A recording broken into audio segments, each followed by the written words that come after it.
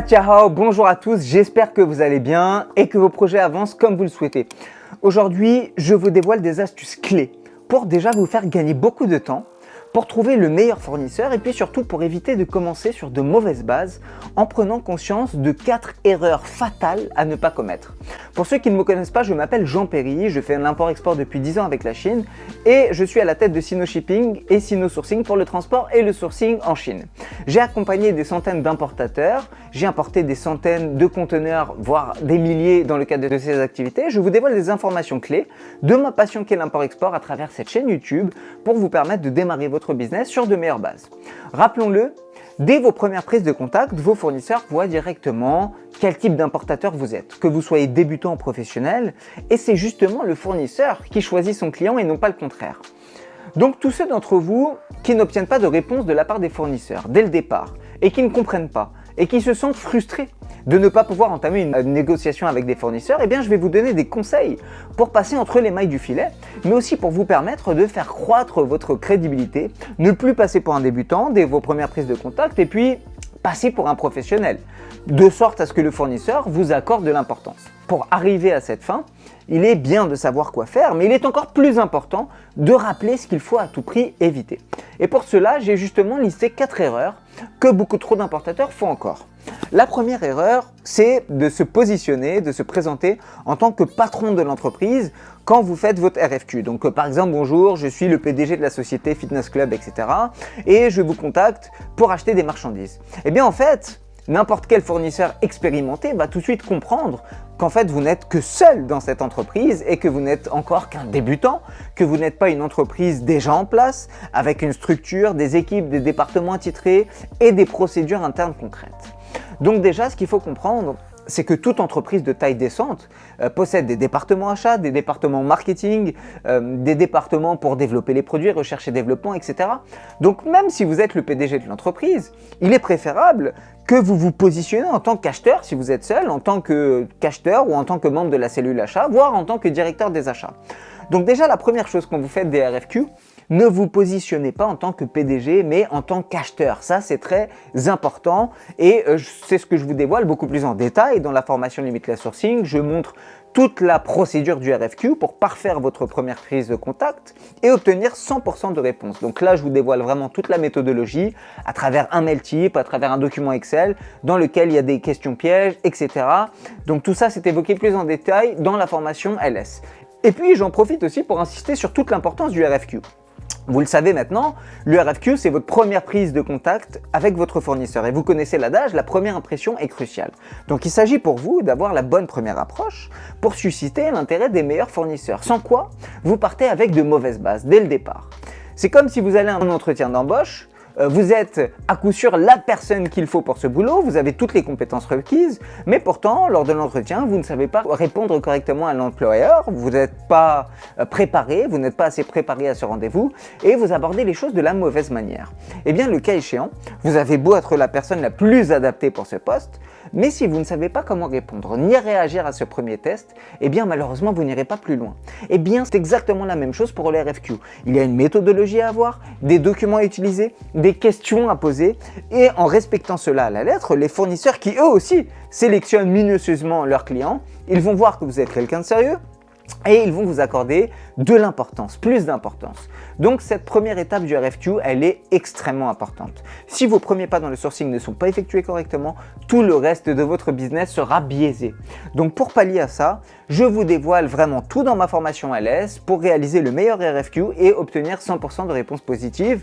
Vous pouvez aussi d'ailleurs visionner les différentes vidéos témoignages sur ma chaîne où les différents adhérents insistent sur ce point et reconnaissent avoir eu 100% de réponses après leur adhésion à la formation, tandis qu'avant les fournisseurs leur tournaient le dos. Donc vous voyez toute l'importance de cette première phase du RFQ pour ne pas repousser les meilleurs fournisseurs, mais au contraire susciter leur intérêt. Donc ça, c'était le premier point, la première erreur à ne pas commettre. La deuxième erreur qu'il ne faut pas connaître, c'est demander un devis sans demander plusieurs déclinaisons de prix. Je m'explique. Si vous faites de l'import-export, donc vous faites un projet en import-export, vous avez un minimum de projection sur le long terme, donc avoir une projection sur votre business, avoir une idée de l'évolution de votre business, donc des commandes. Et à ce titre, il est important de demander des devis selon différentes quantités. Alors tout ça, bien évidemment, c'est vu dans LS, où je vous propose des documents Excel, où vous pouvez établir différentes structures de prix en fonction de différentes quantités demandées. Donc, pensez bien dès le départ à demander un prix pour différentes quantités. Un prix pour 1000 pièces par exemple et un autre prix pour 5000 pièces. Donc en plus de vous montrer les différentes marges que vous pourriez effectuer selon les différents volumes d'achat, eh bien ça va aussi déterminer et prouver au fournisseur en fait que vous êtes un importateur professionnel parce que vous avez un plan sur le long terme, parce que vous avez des prévisions. Vous vous projetez sur une vision long terme, ce qui va rassurer le fournisseur. Néanmoins, vous ne devez pas brûler les étapes si vous commencez votre business. Je m'explique ici encore. Si vous demandez une cotation pour 500 pièces et puis une autre cotation pour 10 000 pièces, eh bien l'écart sera trop important.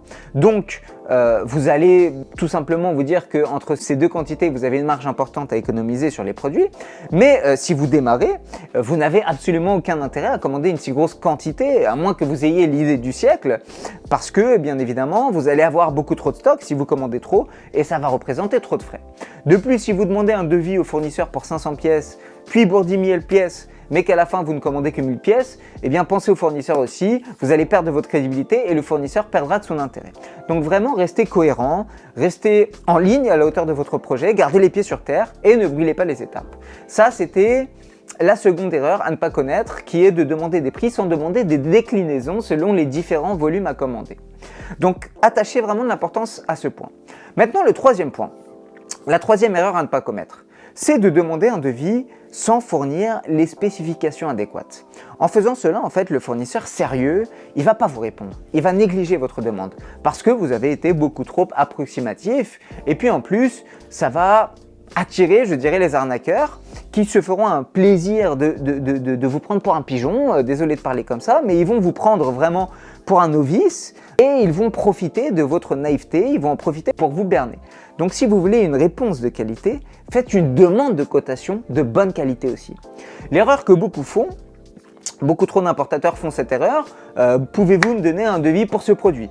Ou combien de fois, moi par exemple, j'ai reçu des devis de cette nature, bonjour, je vais importer 500 chaussures, ou bonjour, je vais acheter des meubles. Est-ce que vous pensez que j'ai répondu? Malheureusement, je n'ai pas répondu, malheureusement pour cet importateur. Donc pensez aussi à vous mettre à la place de l'interlocuteur que vous allez contacter et demandez-vous si vous auriez répondu à ce type de demande. Eh bien, c'est évident que non, vous n'allez pas répondre à des demandes trop approximatives et c'est la même chose pour votre fournisseur.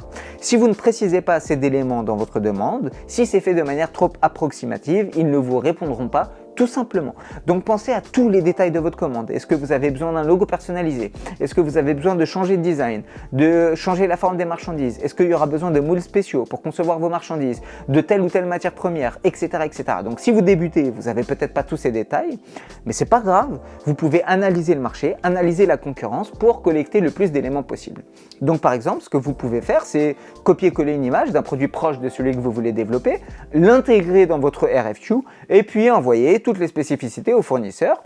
Donc en plus du RFQ, ce que vous pouvez aussi faire, c'est envoyer une fiche détaillée, une fiche technique. Alors ça a été récemment agité à la formation Limitless Sourcing. Donc cette fiche technique tend à mieux communiquer avec le fournisseur, à mieux préciser dans les moindres détails vos attentes, les matériaux, les couleurs, le design, etc.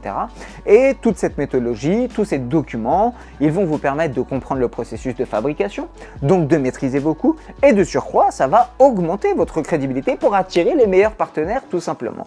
Donc pensez à ne pas commettre cette erreur qui est de faire des devis beaucoup trop approximatif, sans vous reposer sur une vraie méthodologie, sans RFQ, sans mail type, sans document Excel, sans fiche technique, etc. C'est très important pour vous et pour ceux qui souhaitent approfondir ce sujet, bien évidemment, je vous dévoile absolument tout dans ma formation Limitless Sourcing. On arrive enfin au point 4, donc la quatrième erreur à ne pas commettre, qui est donc celle d'envoyer un RFQ sans spécifier de date butoir. Alors, préciser une date limite, une date butoir, ça va témoigner de votre professionnalisme parce que tout importateur a un calendrier à respecter au jour près. Et d'ailleurs, ça aussi, dans LS, je vous ai fait un calendrier organisé sur l'année chinoise en prenant en compte les congés, les jours nationaux en Chine pour avoir un plan d'action concret et suivre un programme précis pour optimiser votre temps et ne cumuler aucun retard. Donc ça, c'était pour la parenthèse. Donc effectivement, c'est toujours préférable d'imposer une date butoir, mais en plus de ça, en plus de témoigner de votre sérieux, vous allez montrer votre rigueur, tout simplement, ce qui va inciter les fournisseurs sérieux à travailler avec vous et vous choisir en tant que client. Parce que le fournisseur aussi, il a des objectifs, je l'ai déjà dit à de multiples reprises, mais il a des objectifs et vous, en tant qu'acheteur professionnel et organisé, vous allez lui permettre d'atteindre ses objectifs si vous êtes quelqu'un de sérieux. Donc montrez que vous êtes quelqu'un de sérieux, que vous êtes organisé, que vous êtes rigoureux, que vous êtes professionnel, ce qui passe entre autres par la première prise de contact à travers un vrai RFQ fait par un vrai professionnel du sourcing avec toutes les infos requises. Et puis en plus de ça, ce qu'il faut comprendre, c'est que le RFQ, c'est vraiment un allié stratégique parce qu'il va vous permettre d'éviter les intermédiaires inutiles. Parce qu'en posant des questions techniques sur le produit, l'usine va être capable de répondre bien plus en détail et dans les plus brefs délais, je dirais, beaucoup plus qu'un intermédiaire en tout cas. Et ça, justement, vous allez vous en rendre compte dans la rapidité de réponse. Une usine, un fabricant, il va vous répondre sous 24-48 heures en général. Tandis qu'un trader, un intermédiaire si vous préférez, eh bien il va devoir courir à gauche, à droite pour trouver les réponses et son délai de réponse sera systématiquement plus long. Donc selon la complexité de vos marchandises, vous devez toujours fixer une date butoir dans votre RFQ, ce que l'on explique aussi plus en détail dans LS. Donc si toi aussi tu es frustré, des relations que tu as avec ton fournisseur, si tu n'es pas satisfait de cette situation et que tu souhaites franchir un cap, ne plus te faire négliger, obtenir des réponses et des réponses de fournisseurs fiables et adaptés à ton projet, c'est à toi de faire un minimum d'efforts en te formant. Ne pense pas que les importateurs à succès n'ont que de la chance, ce sont des gens qui ont suivi des formations, qui ont appris de nouvelles choses, qui apprennent le sourcing, qui comprennent le sourcing et le transport et qui sont tous les deux des disciplines indispensables de succès en import-export. Si tu veux arrêter de te faire pigeonner, désolé de te parler comme ça mais c'est vraiment le cas, il faut se réveiller. Donc si tu veux arrêter de te faire prendre pour un pigeon, que ce soit par les fournisseurs mais aussi par les transporteurs, eh bien forme-toi une bonne fois pour toutes et deviens un importateur digne de ce nom qui maîtrise toute la chaîne de valeur de son business, ce qui englobe donc l'achat et le transport, là où se cachent véritablement tes marges. Tu trouveras dans la description de cette vidéo le lien pour t'inscrire, pour proposer ta candidature, faire ta candidature pour la formation Limitless Sourcing.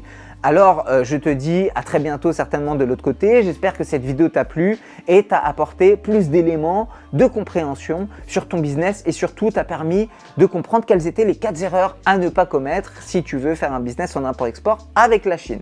Je te remercie encore pour ton temps, ton attention. N'hésite pas à liker, à commenter et à activer la petite cloche si ce n'est pas encore fait. Et je te dis à très bientôt. 再见。